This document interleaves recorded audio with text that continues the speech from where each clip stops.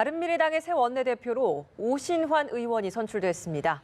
오신임 원내대표는 당내 계파 갈등을 극복하고 내년 총선을 진두지휘해야 하는 중책을 맡게 됐습니다. 국회 연결해서 자세히 들어보겠습니다. 최덕재 기자. 네, 바른미래당 3대 원내대표에 서울 관악을 출신의 오신환 의원이 선출됐습니다. 오신임 원내대표는 총 24표 중 과반을 얻어 김성식 의원을 따돌렸습니다. 다만 과반 획득이 확인되는 순간 개표 절차를 중단해 최종 득표수는 공개되지 않았습니다. 오 원내대표는 첫 일성으로 당 변화의 첫 걸음은 현 지도부 체제 전환이라고 밝혔습니다. 손학규 대표의 퇴진을 요구한 건데 가장 이른 시일 내에 의원단 워크숍을 열고 거기서 총의를 모으겠다고 밝혔습니다. 아울러 오 원내대표는 화합과 자강 그리고 개혁을 강조했습니다. 오 원내대표는 단순히 끌려다니는 야당이 아닌 힘있는 야당이 돼야 한다며 탄력근로제와 2020년도 최저임금 결정 관련 법안들을 해결하는 데 앞장서겠다고 강조했습니다. 오신임 원내대표의 당면 과제론 당내 계파 갈등 극복과 총선 체제로의 전환이 꼽힙니다. 당의 화학적 결합을 통해 4.3 보궐선거에서의 참패를 추스리고 제3당으로서의 존재감을 확보해 총선에 대비해야 한다는 분석입니다.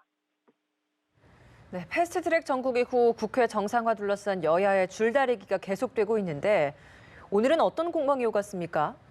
네, 우선 더불어민주당은 추경과 민생 법안 처리가 시급하다며 자유한국당의 국회 복귀를 거듭 촉구했습니다. 이해찬 대표는 강원 산불과 포항 지진 피해, 경기 하락에 따른 대응 등을 심의할 추경이 한국당에 발목 잡혀 있다면서 한국당을 향해 하루빨리 입법과 예산 심의에 참여해달라고 촉구했습니다.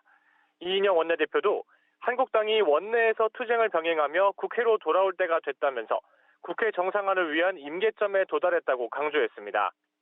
패스트트랙에 반발해 장외 투쟁 중인 자유한국당은 이제라도 패스트트랙을 철회해야 한다는 입장입니다. 바른미래당 오신환 원내대표의 선출을 지켜본 나경원 원내대표는 패스트트랙을 추진한 것에 대한 바른미래당의 심판으로 보인다며 패스트트랙을 철회하고 처음부터 논의를 다시 시작하자고 했습니다.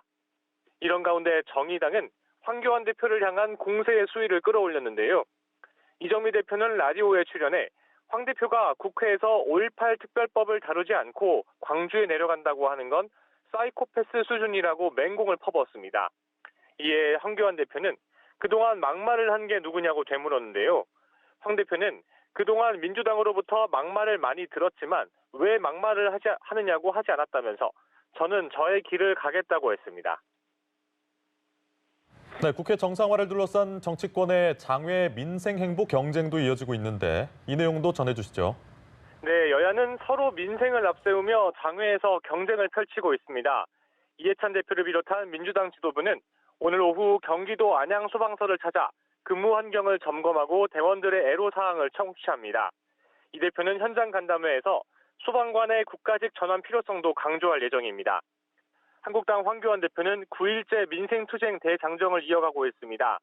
대전 국가핵융합연구소를 방문한 황 대표는 기름 한 방울도 나지 않는 우리나라에서 대한에너지를 확보하지 않은 채 확실한 에너지원을 파기하는 건 안 된다고 강조했습니다. 바른미래당 유승민 의원도 정부의 경제정책에 대해 비판을 제기했습니다. 유 의원은 문재인 대통령이 우리 경제가 성공으로 가고 있다고 한 데 대해서 경제가 어두운 터널 속으로 들어섰는데 성공이라 하는 걸 보고 저분은 달나라 사람이 아닌가 했다고 비판했습니다. 지금까지 국회에서 전해드렸습니다.